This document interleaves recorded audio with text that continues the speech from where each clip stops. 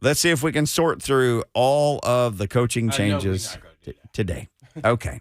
So Tim Kelly has been named the offensive coordinator. He was passing game coordinator last year. In addition, the team has made the following additions to the coaching staff. Charles London, who was the one guy other than Tim Kelly who it was reported they actually interviewed. Now Mike Vrabel said they interviewed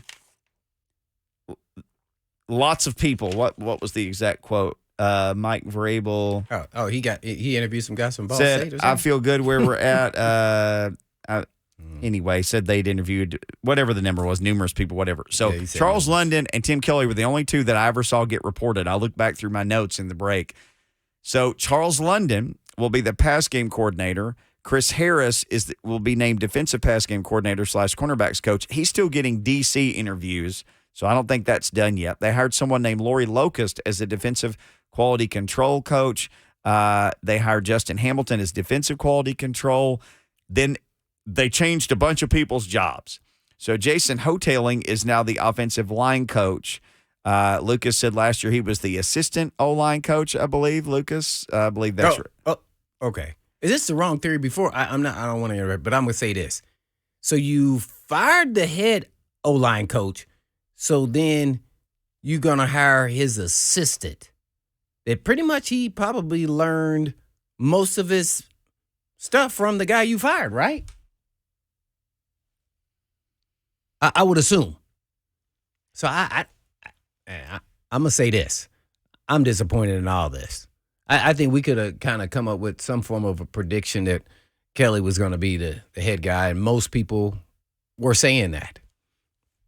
So I don't know what to take from any of this. It seems like the same old stuff to me. So get ready for the same old stuff from the offense. He's the O-line coach, and he was on the staff last year. Luke Steckel was the tight ends coach. He's the run game analyst now. Pat O'Hara was the quarterbacks coach. He's the pass game analyst. Tony Dews was the running backs coach, and he's now the tight ends coach. So now after the musical chairs stopped, there's nobody in the running backs coach office. So they need a running backs coach.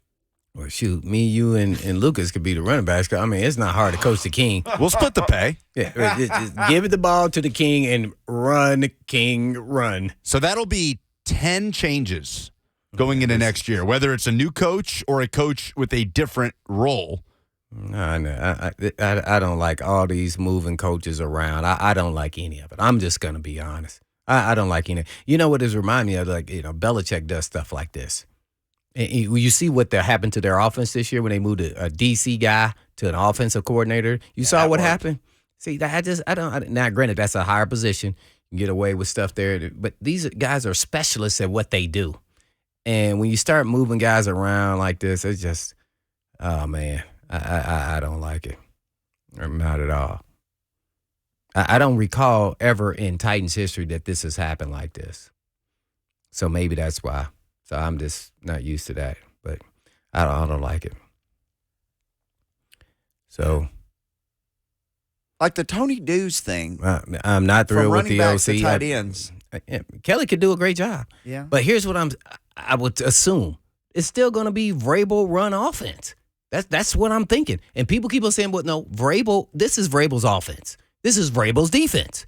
You know why? Because he oversees everything. He's in every meeting. He's coaching every position.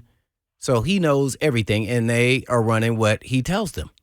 So I feel like we're going to see the same thing. I'm interested to see what the new OC brings to the table. It's going to be different. Maybe it will be. I hope it is. But boy, hiring within the house don't mean a lot of changes is going to happen to me. I can't wait.